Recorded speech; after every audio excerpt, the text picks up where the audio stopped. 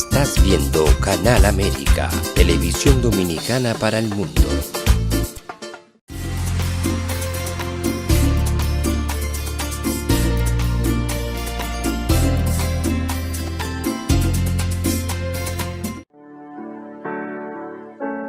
Sometimes life can be so damn hard. You don't know where to go. Everything keeps falling apart. Yeah. You try to do your best, but only God knows that you've given everything you've got, but the world takes you down. You just keep moving on. Let your fears. Welcome to a Time for Truth show. I'm your host, Dr. Bernard Fialkov, and it's a pleasure to have you back with us again. Many of you have been wondering how to get to previous segments. Very simple. You go on YouTube, A Time for Truth show, and you click on the subscribe button and you'll be availed of all the previous episodes. So this show, we have a very important topic because there's a material compound that's been touted all over the world, and many of us probably have tried it, have heard about it, have been using it. And it's actually something that we need to know more about. We need to find out about. So we have an international guest for you who's an expert on CBD. And so we're going to first introduce him and we'll get right into it. So Buddha, if you put his pictures up on the screen, I want to introduce to our Time for Truth show viewers, Mr. Robert Galibert, all the way from France. There you see Robert in the center. Mr. Galibert is an internationally acclaimed drug educator and has been a biochemist for 37 years from the country of France. He's been performing analyses in biochemistry, hematology, hemostasis, immunology, bacteriology, toxicology, blood sampling, and molecular biology. That's a handful. I think we could fill up a few reference books with what he does. And Mr. Galibert was president of the Association of Say No to Drugs, Yes to Life in France for 10 years. And he began educating youth and adults on the dangers of drug consumption back in 1993. He's presently president of the Foundation for a Drug-Free Europe and has been so since 2015. In 2018, Mr. Galibert presented his researches on medical cannabis, that's medical marijuana, hemp-derived products, CBD, and hemp edibles at the United Nations ODC in Vienna and Geneva. So let's bring our special guest, Robert Galibert, and welcome him to a Time for Truth show. Welcome, Robert. Thank you very much for inviting me on this show. I'm very happy to be here. It's a pleasure. And you know, it's really going to be great having you. And there's so much to cover. Let's get right to it. Because with hemp-based products having become so fashionable all over the world, first question I want to ask you, what are these hemp-based products? It's a very good question. Hemp-based, like hemp seeds, hemp oil, hemp juice, hemp protein, cosmetic, and so on, and CBD are multiplying everywhere, especially in the organic stores. It's very fashionable, and nutritionists recommend it. Suddenly, this plant have all the virtues: omega-3, protein, antioxidant, vitamins, and would cure almost all the diseases. There is a huge propaganda effect that tends to trivialize cannabis to make it attractive, to give it to everybody, both as a medication, as a high quality nutritional product. As for the marketing, to make it accepted, millions of dollars are spent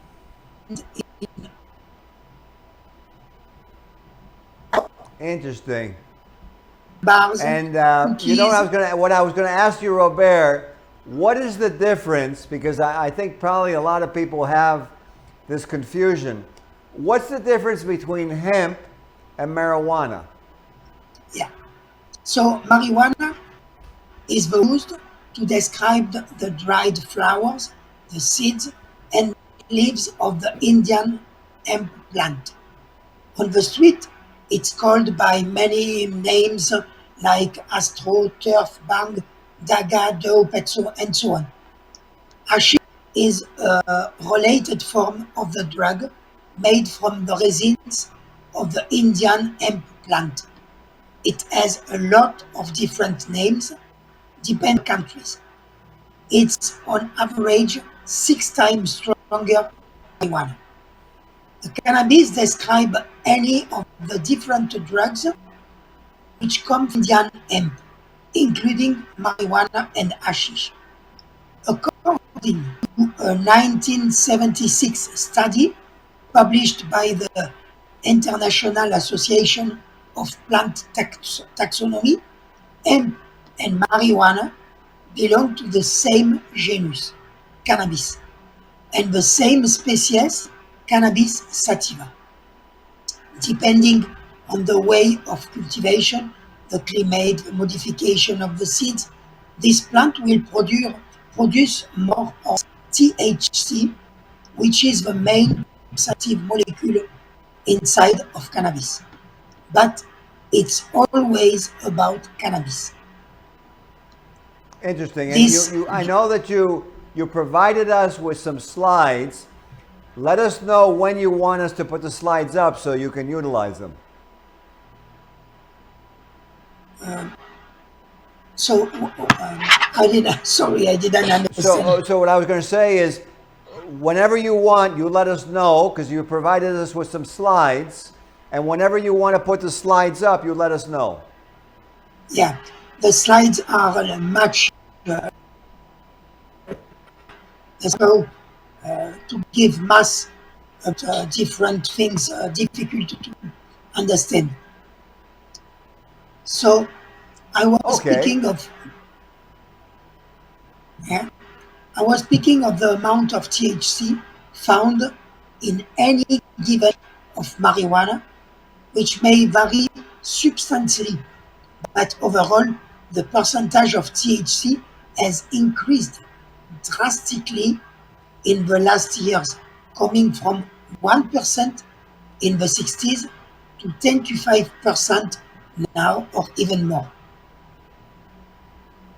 Wow, that's quite amazing. And you know, there's all this Absolutely.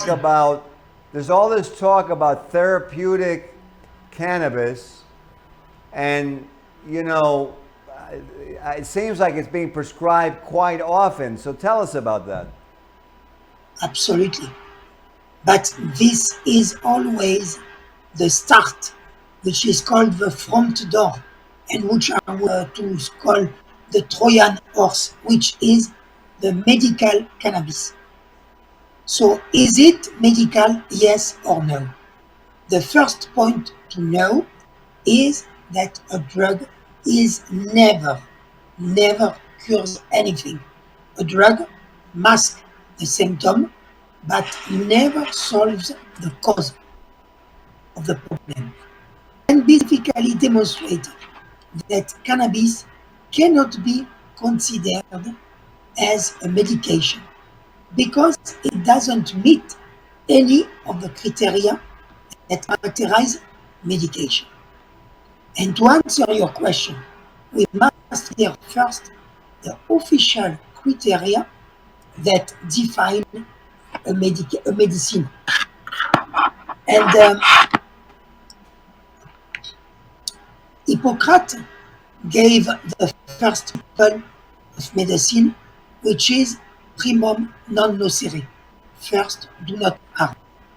By the cannabis contains more than 400 different poisons, which are not being studied in short or long term. The second principle is the ratio benefit risk. For cannabis, the benefit is very small and the risk is huge. But we hear about miracle cures due to cannabis. It's not impossible, but we have to consider the placebo effect, which is about 30% of all cures. This is another fundamental principle of medicine called the placebo effect. Placebo effect means that you administer a medication without any active ingredient, like sugar and water and colorant, and you get cured. A drug cannot, in theory, be given a marketing authorization if it doesn't show a much better effect than a placebo. So, if the statistics show less than 30% cures, it means the product is toxic. And this is what is happening with cannabis. It's much, much less than 30%. But the second thing is, can we consider the cannabis as a medication or as a drug? To answer this question, we must consider the official criteria that characterize a medication. The first one is the duration of action, which must be defined according to the quantity prescribed and the weight of the person. With cannabis, you never know how long the effect will last. Medication acts on a specific function, not the same for the head and the feet, of course.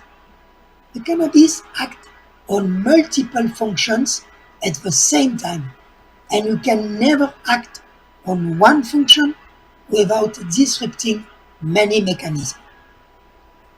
Medication acts in a way that is specific, predictable, and reproducible. This has contradictory effects. As an example, drowsiness or reduced appetite, pain or painkiller, depressant, antidepressant, and so on. It has also unpredictable effect, not the same effect on everyone. The intensity depends on the quality, the quantity, the person, the circumstances, and so on. We can therefore conclude that the effects are non-specific, non-reproducible. Cannabis doesn't meet any of the criteria of a medication. It's not a medication. Interesting. And you know, we're hearing more and more about CBD. What exactly is CBD in terms of, you know, what is the difference here? So cannabis is a plant that contains, as I told you, more than 400 different poisons, including more than 150 cannabinoids. Cannabinoid is, oid means form of, cannabis are family of molecules that act on the cannabinoid receptor present in the human body. There are 3 cannabinoids: the phytocannabinoid in plant, the endocannabinoid inside our body, and the synthetic cannabinoid. There are 2 kinds of cannabinoid receptor discovered for now. So I would like now you show the first picture. Engineer, can you put his pictures up on the screen now? His slides of the CBD and the different pictures that So Dr. Galibert has put. We're putting those up for you. you have it. And you can continue talking while he's loading them. And Okay. yeah. So CB1, the cannabinoids receptor CB1 is in the extremity of the nerves, and CB2 is on the surface of the immune cells. The cannabinoid receptor regulate almost all functions of our body, such like vascular system, lungs, brain, liver, reproduction, immunity, spleen, pancreas, bones, muscles, and so on. It regulates all the functions. And now could you put the picture number 2? Sure. Have you, engineer, do you have those slides ready? Yeah. So cannabinoid You know, there's so much I see about CBD being included into so many different products and for so many different ailments and purported treatments, and it's made. Here we go. Is this a slide that you wanted, or was it the other one? Exactly. To show that this is everywhere in the body. So cannabinoid receptors are similar to sensors that provide information in order to maintain the balance of the different functions of the body. For example, if it's hot, you sweat. This is because cannabinoid receptor detected a high temperature and give the order to make the sweat. They have been called, this is very important, they have been called cannabinoid receptor because their existence were discovered when cannabis acted on them. Not because we need cannabis, obviously. Subsequently, the substance that normally activate these sensors in the body are influenced by the human mind and very overly. For example, you think to a cake and your saliva is coming, okay? These cannabinoids inside the body were named endocannabinoid because endo means inside. The whole was called the endocannabinoid system. The main function of the endocannabinoid system is to react to stresses outside in order to keep the body in balance. Example, temperature. Example, you always need the mouth with saliva and so on. Baseline levels of endocannabinoid are difficult to detect since they are produced only when they are needed and are immediately inactivated by enzyme. But the phytocannabinoid are very fat soluble and are eliminated very, very slowly, which durably disturb the functioning of the endocannabinoid system. The alteration of its functioning can contribute to the installation of various diseases, which can be very serious. More than 150 different cannabinoids have so far been discovered in the cannabis plant. Of these, only 2 have been actually studied: THC, psychoactive, and CBD, non-psychoactive. And the others, question mark. However, the majority of these studies are biased by conflict of interest. Moreover, the molecule of THC and CBD are isomers. It means same chemical formula, but having different properties due to a different arrangement of the atoms. You can see in the screen the molecule of CBD, which is non-psychoactive, and the molecule of THC, which is psychoactive.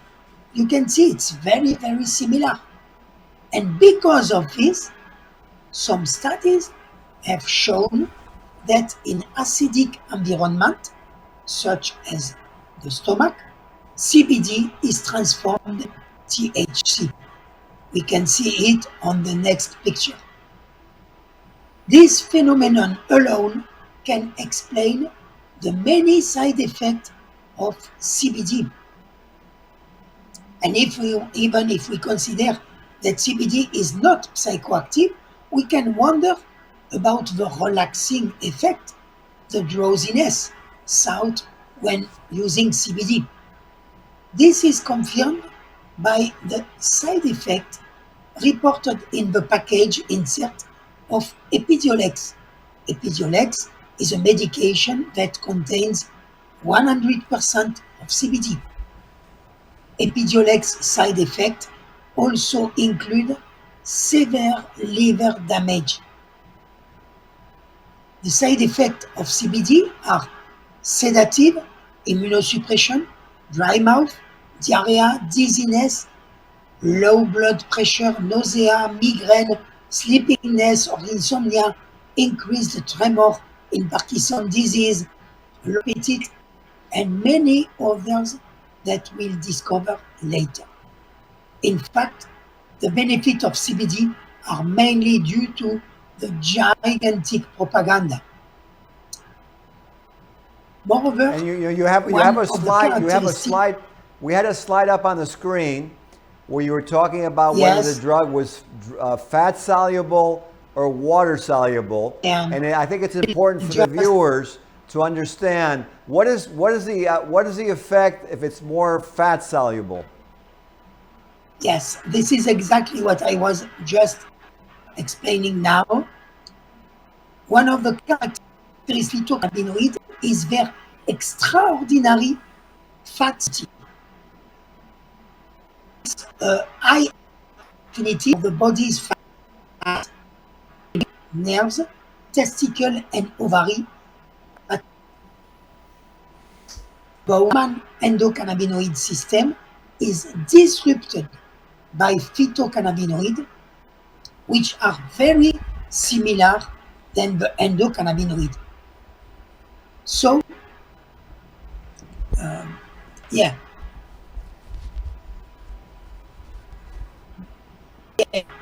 the trap is that the more fat soluble is a molecule, the more it will accumulate in the body's fat tissue, which are mainly, as I said, brain, nerves, and ovaries. And the effects are cumulative. The precedent slide, please, just to show the mechanism. The precedent slide.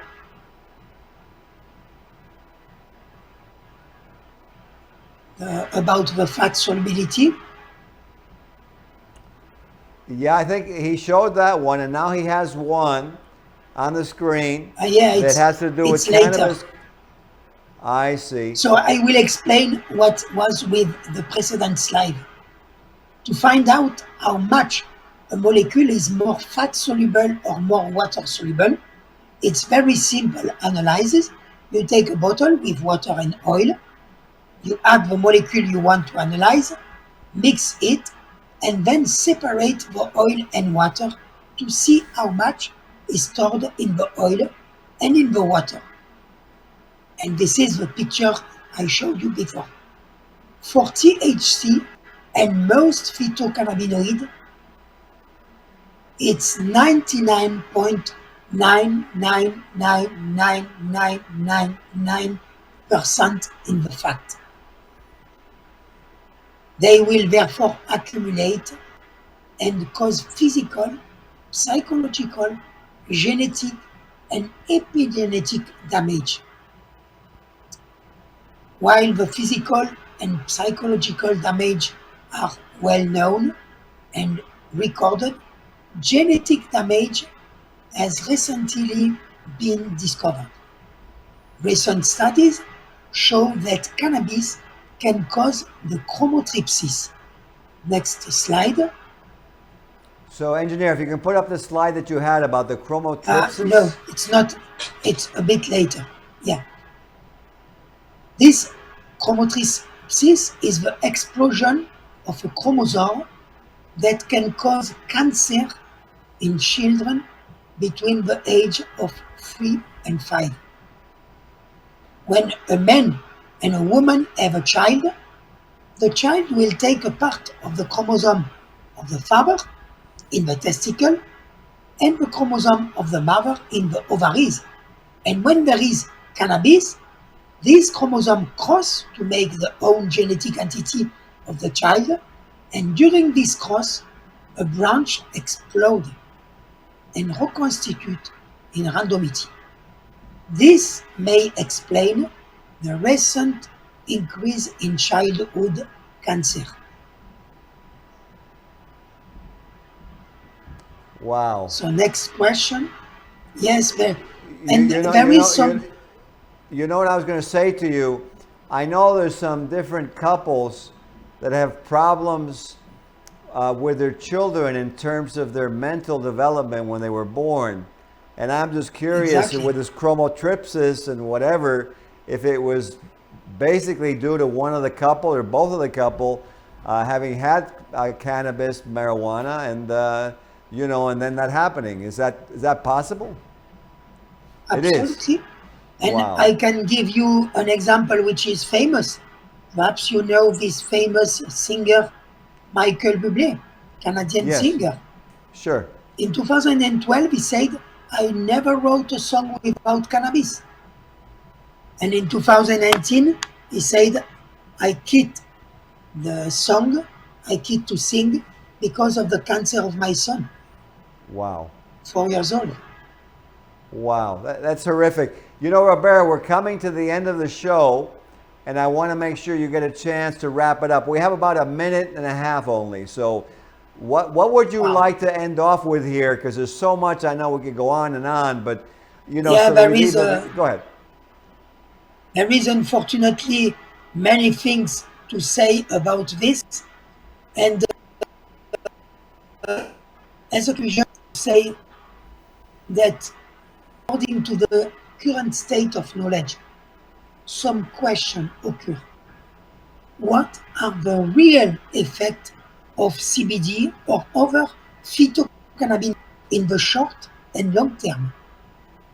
What are the effects on subsequent generations? Do they cause genetic or epigenetic modification as THC does? You can see the picture here.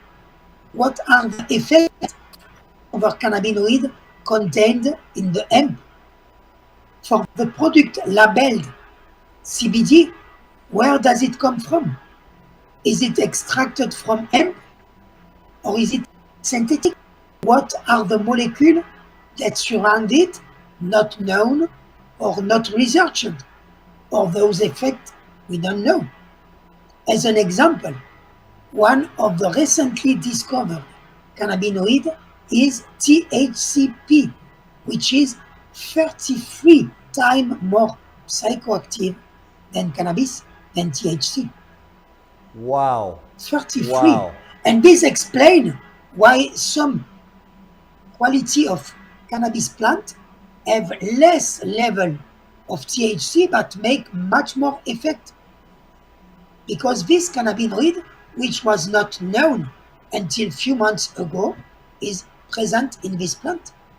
Unbelievable. That's one, we have to end off on the show, but, that's one of the things I was reading that even the FDA was concerned about is that there's no long-term studies. What are the effects on children? What are the effects on the elderly? So many different questions. You know, Mr. Galibert, first of all, thank you for this eye-opening talk. Unbelievable. And we're going to have you back again, because we really should talk more about all of the wealth of knowledge that you have. Thank you so much for being on the show. Thank you very much for inviting me. And yes, I will try to make easy to understand and make a different part, perhaps.